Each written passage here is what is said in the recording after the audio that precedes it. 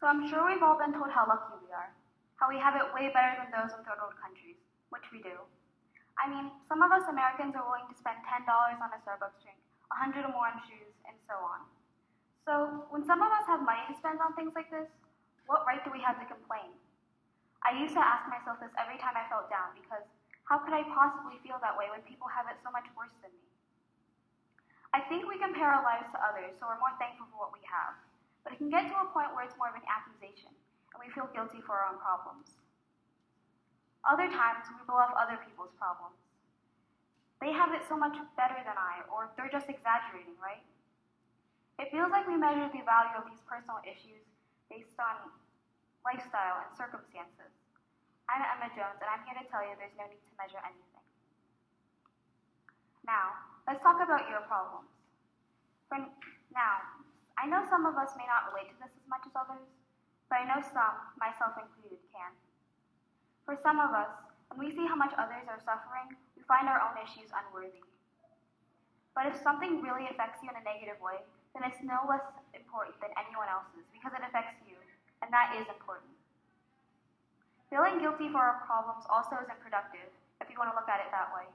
Putting off our issues because you deem them unimportant doesn't make them go away.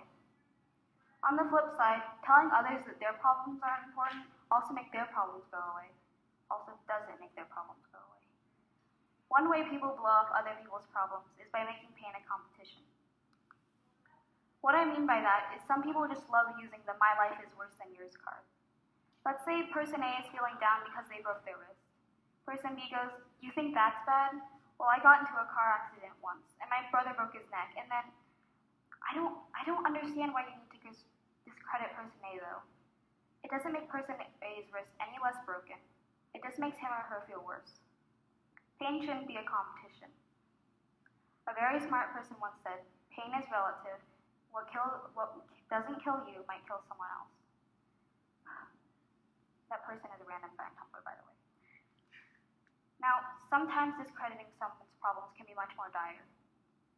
Back when I was coming up with my talk, I wanted to do it on mental health, including some of my mental health struggles. But I thought some might see me as an attention seeker. Now, I trust people at Davis, but a lot of us make immediate assumptions about others without realizing it.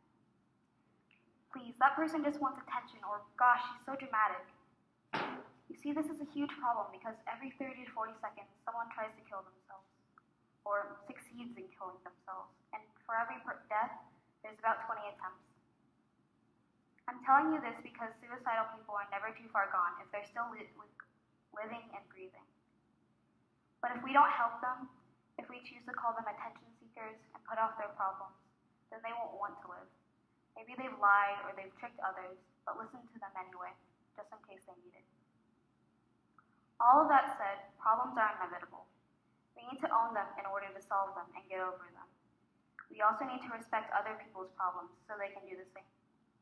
I hope that you guys never have to ask yourselves if you have the right to complain again, because you do, and that's okay. Thank you for listening.